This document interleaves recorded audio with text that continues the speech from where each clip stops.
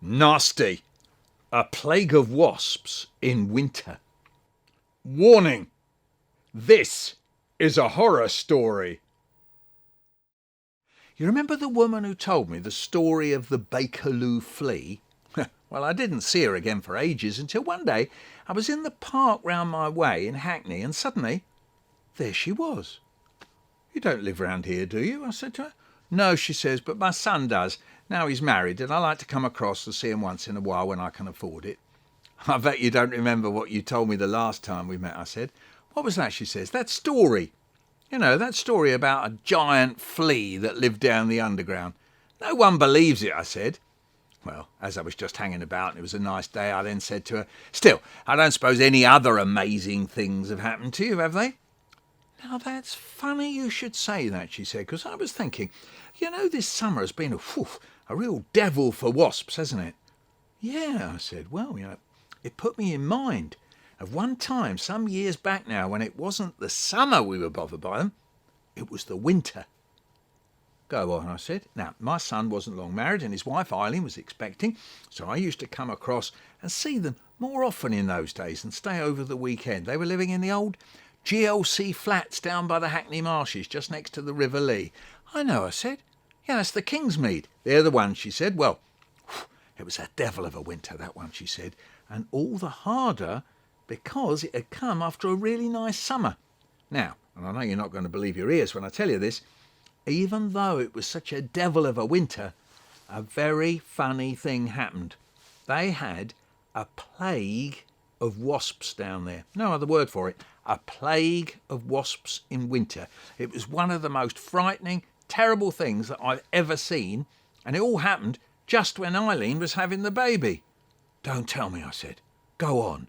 "Well, I'll spare you the worst," she said, "but terrible things went on that winter. You can't imagine it. There would be, say, sitting indoors having our tea.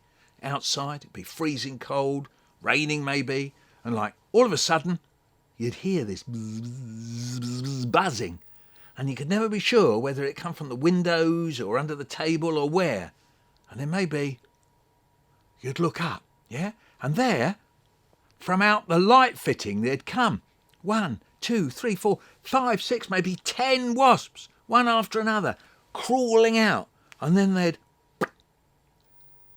drop onto the table or begin to buzz round and round the room. And they always acted like they were drunk or drugged or something. They didn't know what they were doing. I didn't know what they were doing. I remember once they just fell straight onto our tea things. They bobbed about in the tea and crawled all over the sandwiches, and 2 landed in my son's hair. Now, my son has thick hair, you know, like really thick and wiry hair, and the moment those wasps landed, it was as if they knew they had a job of work to do. They set to work digging their way through his hair to get to his scalp. But that wasn't all. One landed on his collar as well. I saw it there, and I can see it to this day, and the next moment it was creeping over the edge and down his neck. "Yeah, there's 2 of them in your hair," Eileen's shouting. "Never mind them," he shouts. "There's one coming down my neck." And he's struggling to get his jumper and shirt loose. "It's got me! It's got me! It's got me!" He was screaming now and dancing around like a mad monkey, tearing at his clothes.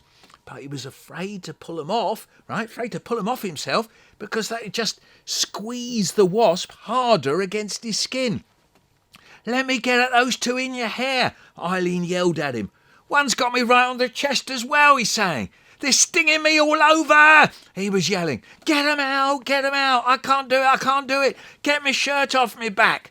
Of course, by now he was scared to get the jumper over his head, because that would just squash his hair down onto his head. Oh, it was terrifying to watch him. He was like a mad bull, and he was swearing something terrible. "Tear it off me, you 2, will you?" he says. "Don't stand there. They've got through to me head now."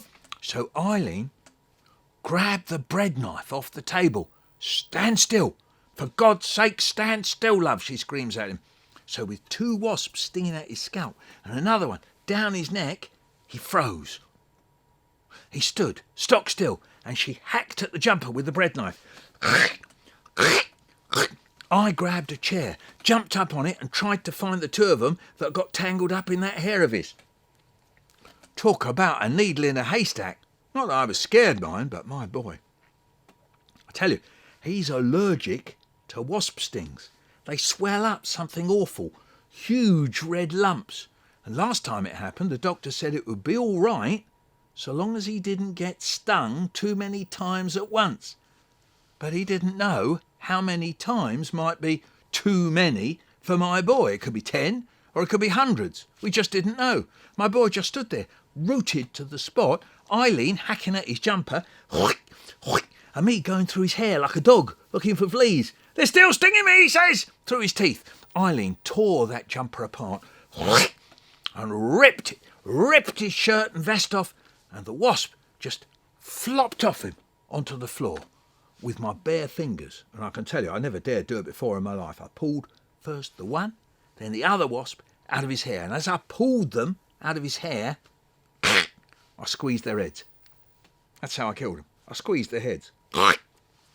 Next day, my boy's back looked like a sack of potatoes.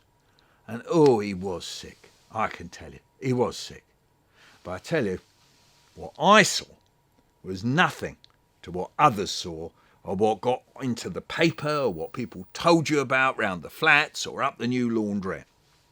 In the mornings, out shopping, you'd find yourself talking to people you didn't even know. "Oh, did you get any last night?" Someone would say. "Oh yeah, only half a dozen in my bath, come crawling up the overflow pipe while I was having my bath, huh? Yeah?" There was people finding them underneath their pillars, in the saucepans, or blowing them out their hairdryers. And when you met people in the street, the first thing they did was stand there, showing you swollen fingers, swellings on their necks, on their lips, or even on their eyelids. Oh, it was a terrible time for us all, I can tell you. Well, I was amazed by all this, and I told her so, but why didn't I ever hear about any of this? I said. "Oh," she said, "no one ever hears about what goes on down my boy's way. They used to call it the land that God forgot. I mean, you didn't hear about the Blackwall tunnel disaster either, did you?" "Which one?" I asked. "Every morning I have my local radio station on, and there's always someone saying, 'All traffic stuck in the Blackwall tunnel because a lorry shed its load.'" "Well, this one concerns them wasps," she said. "And the Blackwall tunnel?" I said. "Yes, of course. Well, you see, I remember sitting one Sunday evening with my friend Charmaine's little girl, Donna. And Donna says, I know all about where those wasps come from, you know." "Of course you do, my love, of course you do," I said. "But I'm not saying," she says, "'cause no one believes me." "No," I say, no, you never mind, you mind. You just run along and play with your brother and let Auntie sit down for a bit." Well, she goes off, and I didn't think any more about it. Until the Blackwall tunnel disaster happened. "Yeah, I've been waiting for that," I said. "Well," she says, "do you know Tate and Lyle, the sugar people? They make sugar and golden syrup and the like. Well, they've got their works down by the river, and every day the men take out big, whacking great big tanker lorries full of golden syrup." "What? Like petrol tankers full of golden syrup?" "Oh, lovely," I said. "Yeah, that's what the wasps thought," she said. No one's quite sure what happened, but two of their fellas drove their tankers out the gates, and as they turned into the Blackwall tunnel, there was some kind of collision. One of the fellas said afterwards that there was wasps in his cap driving him spare, and the other fella said that it wasn't the first bloke's fault. He said it was my fault. He'd felt the back wheels sliding out across the road like a skid on ice. But whatever happened, one tanker hit the other tanker in the back and cracked open its tank. The two lorries jammed up the Blackwall tunnel. "I can guess what happened," I said. "I bet you can," she said. "And you'd be right. Syrup poured all over the road, and worse still, it got into the cab and all over the fella in the tanker behind, right? And after that, It was almost as if the wasps could tell each other the news, as if they could like telephone each other up, because inside half an hour the place was crawling with hundreds and thousands of wasps. They'd come for the syrup. We watched it on telly. We could see the arch and the dark entrance to the tunnel, and every inch of those 2 tankers was crawling with wasps. There were thousands more buzzing around in the air. Then the man on the telly says very quiet, "The driver of the second tanker is still in the cab." "And what happened to the driver?" I asked. "I don't want to say," she said. "How do you mean?" "There are some things that it's better not talked about," she said. "Did he live?" I said. "Yes and no," she said. "What was left of him lived." "Oh, but that's horrible," I said. "Yeah, and it took them a whole day to clear the mess up," she said. "The fire brigade came with their fire engines and gas masks.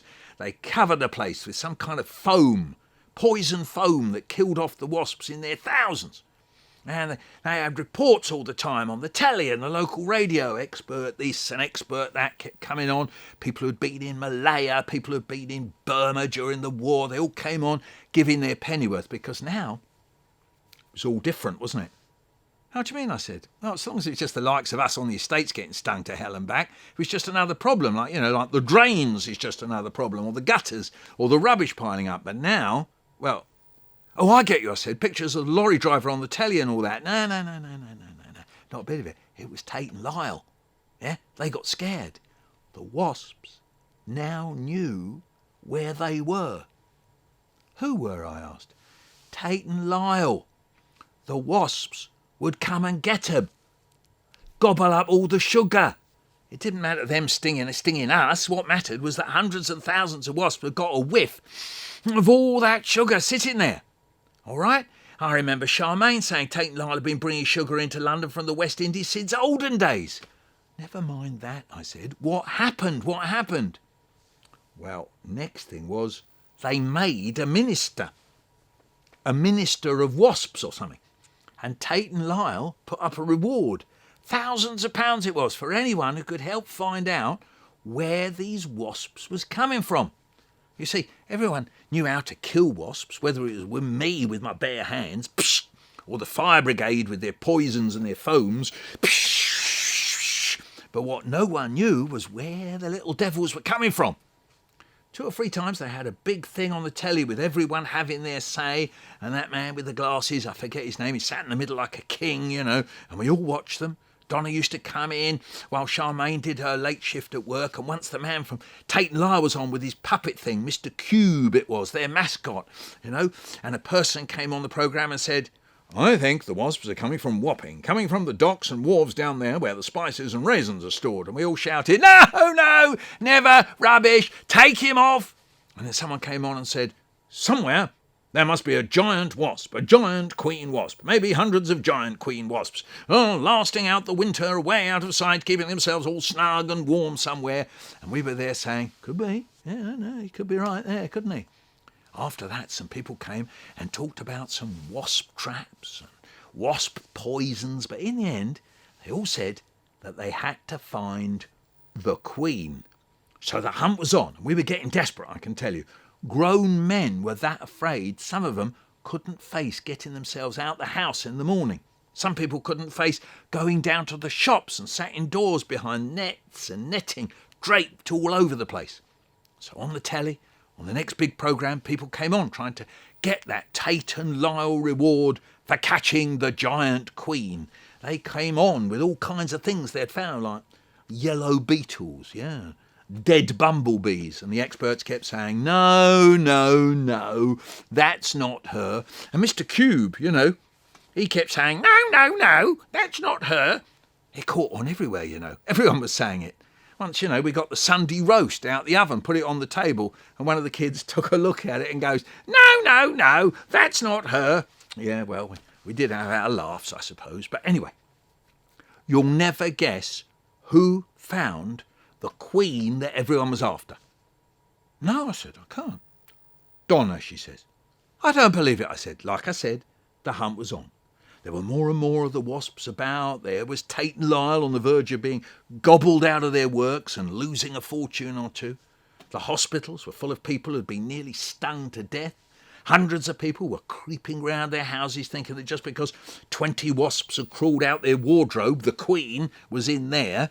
Yeah, they probably burnt out more old building sheds and fences that winter than what they tried to do to us in the Blitz. Yeah, I said, yeah. And Donna? Well, it was the third of these big teleprograms.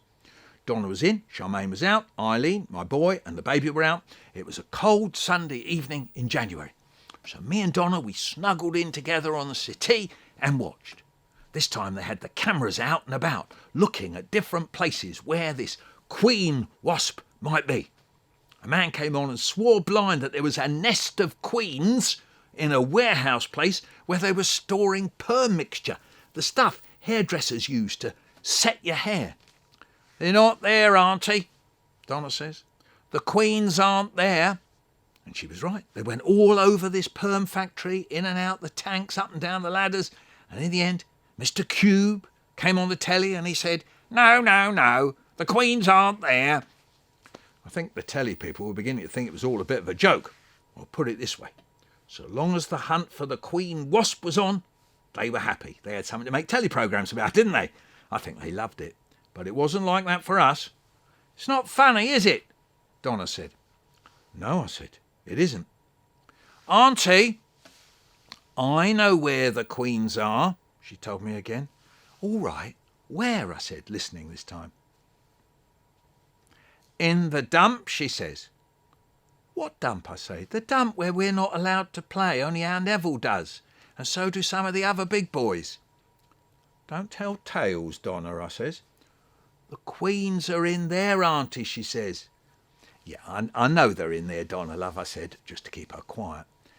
The dump that Donna was talking about was no ordinary dump. It was a huge site on the marshes where they had drained the land. They dumped heaps and heaps and heaps of rubbish there all day long, and often long into the night, under floodlights. And they had these huge rollers out, pressing it all down. The noise was terrible. It was all fenced off with big signs up. Danger! Keep out! And there were searchlights and Alsatian dogs patrolling all round it. Then Donna said something that really made me sit up. Neville's gone out there tonight to look for the queens. Oh my God, I thought. I wonder if Charmaine knows. Doesn't she have enough on her plate working day and night trying to keep her family and food and clothes without Neville getting stung, bitten or ending up in court? Well, I said to Donna, he mustn't. It's too dangerous. No, Donna says, it's not too dangerous. Not from the Wasps it ain't. There was a lot more there in the summer. What do you mean? I said. Because of the rubbish, he said. The wasps are all in the rubbish. If you go down Ridley Road, you see big piles of boxes and stuff, mouldy stuff. And the wasps go for that. They go for that rubbish. Then the dustmen come along and it all goes off to the dump. It does, Auntie, honest, it does. Well, the Bakerloo Flea woman said, suddenly it all clicked with me. I didn't know whether to laugh or cry or scream or what. This little girl, Donna, had been sitting there all those weeks figuring it all out on her own. All summer, the wasps were settling on the empty fruit boxes down Ridley. The dustmen were lugging them off down to the dump, and hundreds and thousands of wasps were being rolled into the ground by them big rollers that squashed the rubbish. As like as not, all that rolling kept it warm as well. What a joke. They, the council, had built a massive, great big nest for the wasps. And here was little Donna telling me her brother Neville and his gang of mates was out there, right then and there, in the cold and the dark, looking for the queens. Not that that bit was a joke, I must say. What if they did find the queens? They'd kill themselves trying to find them. What if they'd become like giants, living in the middle of that great warm heap of millions of layers of cardboard, all covered in mouldy fruit and stuff? I didn't know who to turn to. I didn't want to call the police. They'd have picked up the kids for trespassing. I didn't want to tell Charmaine, not that I could mind at that moment, because she was on down the evening shift down the toy factory. Switch that rubbish off, Donna, I said. You seem to know more about it than all of them put together. They were busy showing pictures of someone in a gas mask in the basement of the Sweetie factory in Stoke Newington. We're going out, I told her. OK, the hunt is on. So we went out, late and cold as it was, me and Donna. First thing we did was ring the fire brigade. I don't remember what I said. I just remember screaming down the phone at those lads at the fire station. There are some kids trapped out on the rubbish dump. I mean, if they aren't trapped now, then they very well, very, very soon will be. Then I grabbed Donna and we made off for the dump. My heart was thumping away like nobody's business. When we got down there, the rollers had stopped because the men had gone home. There was a light on in the night watchman's hut, but no sign of the boys. I gave a shout through the fence. Neville! I shouted. Nev! A voice came back. Miles off. God knows where from. Yeah? What do you want? Come out of there. You'll get yourself killed, I said. At that, the night watchman came out with his dogs. It was the bloke all the kids called Dirty Dave. He was a strange fella. Everyone knew him, but no one knew where he came from. Besides, he hated kids like Neville, and they hated him. If I catch 'em, I'll kill 'em, he says. And he meant it, most like. Just then, the fire brigade turns up, and there's little Donna crying her eyes out, holding on to my coat. And a young fella jumps out of his fire engine. He comes up to me. Was it you, ma'am, that called the fire service? Yeah, I say, yeah, it was. Well, where are these boys trapped, he says. Over there, I said, and I waved out across. Way across those great big heaps of rubbish. They've got stuck, I think, looking for the queens. He looked at me as if I was balmy. Looking for the queen, he says. The queens! The queen wasps, I say. What? Here, he says. Well, of course they're here, I said. They're in the fruit boxes off of Ridley. He looked at me for a moment while it sunk in. And suddenly, it seemed to make sense to him too. Blimey, he said. Just like that, very quiet. Blimey. And he moved like greased lightning. It seemed like in a flash. There was 5, 6 of them, all in the gear, masks, spray guns, the lot. How did we get in here? One of them was saying. I don't know. I don't know. And anyway, Dirty Dave had disappeared behind a heap of rubbish to kill Neville.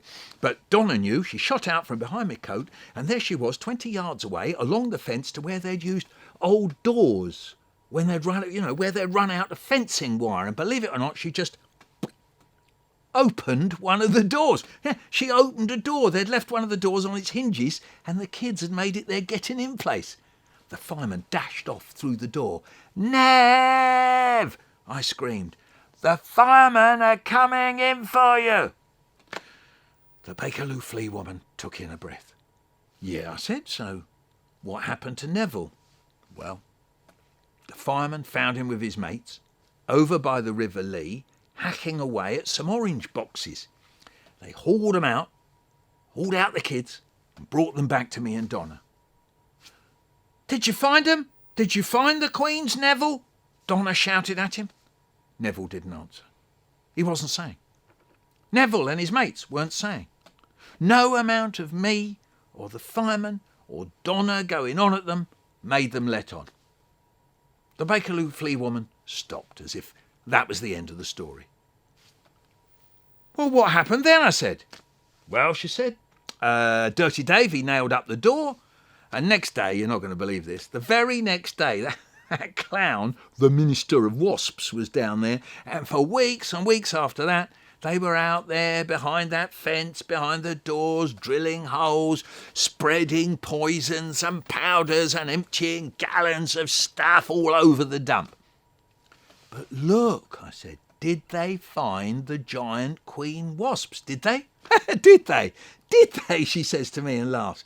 Look, did they find the giant queen wasps? I said, oh, tell me. And then she laughed, and she laughed.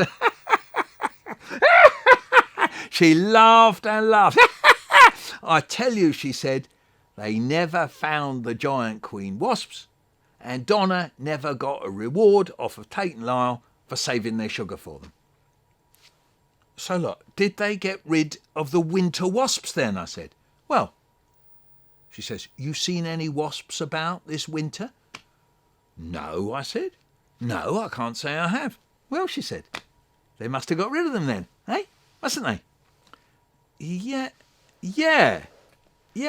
I said a bit doubtfully. Yeah, they must have. Funny old business, wasn't it, she said. Yeah, I said, yeah, very funny. Yeah, but I didn't laugh.